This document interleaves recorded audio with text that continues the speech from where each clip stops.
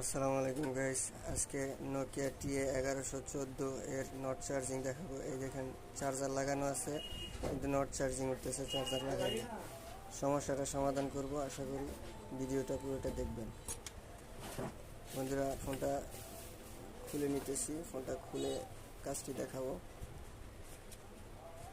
একটা জাম্পার করলেই কাজটা সমাধান হয়ে যাবে ইনশাল্লাহ।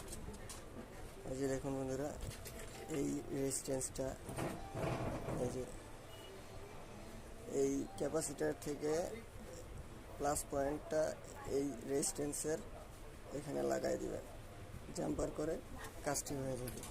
দেখুন বন্ধুরা, আমি জাম্পার করতেছি, জাম্পার করা হয়ে গেছে। এই যে দেখেন, আমি জাম্পার করে দিছি।